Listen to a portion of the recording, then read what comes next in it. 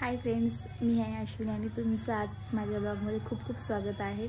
आम्ही नवरात्रमध्ये 8व्या दिवशी जेवण ठेवलेलं, सोसायटीमध्ये भंडारा केला होता, तर मी त्याचा छोटासा ब्लॉग बनवला आहे, तुम्हाला नक्की आवडेल। आम्ही आज खानदेशी पद्धतीने जेवण बनवलं होतं, सर्व जबाबदारी पायलताईने घेतलेली। आमच्या सोसायटीमध्ये टेरेसवर आम्ही घट बसवला आहे, सो आम्ही तिथे भंडारा ठेवला होता 8व्या दिवशी। तर सर्वजण आले होते जेवण वगैरे करायला।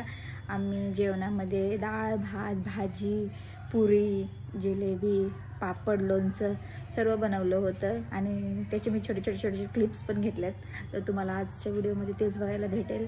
आणि दुसऱ्या दिवशी पण आम्ही थोडासा एन्जॉय केला होता, त्याचंही मी उद्या टाकेल।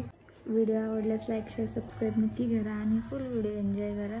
खेळाची व्हिडिओ मी 2-3 दिवसांनी टाकेलच। आणि आम्ही देवीची ओटी वगैरे पण भरली होती, लेडीज लोकांना बांगड्या वगैरे पण, आणि लहान मुलींना कन्यापूजन वगैरे पण केलं होतं। सो तुम्हाला सगळं 1-2 दिवसात बघायला भेटेल आणि असंच प्रेम देत राहा, थोडं थोडं का होईना, म्हणजे आम्हाला व्हिडिओ बनवायला प्रेरणा भेटेल। सो एन्जॉय करा फुल व्लॉग। चला बाय। टेरेसवर सर्व लेडीज जमल्या होत्या भाजी कटिंग करण्यासाठी। ही पायलताई आणि ही पर्पल ड्रेसवाली रेणुकाताई होती, या दोघींनी जास्त मेहनत केली सर्वात। हे सर्व कटिंग वगैरे झाल्यावर भात वगैरे शिजून झालं होतं। हा आम्ही टेरेसवर घट बसवला होता, ते पायलताईने फोडणी डाळीला देण्यासाठी कढीपत्ता वगैरे तडका तयार केला आणि तिने नंतर तडका वगैरे देऊन पूर्ण जेवण वगैरे बनवून घेतलं। सो तुम्ही आता ब्लॉग एन्जॉय करा, स्टे ट्यून। आणि बॅकग्राऊंडचा व्हॉइस जरा इग्नोर करा, कारण की आमच्या सोसायटीमध्ये देवीचे गाणे वगैरे चालू आहेत। सो एन्जॉय माय व्लॉग, शेवटपर्यंत बघा।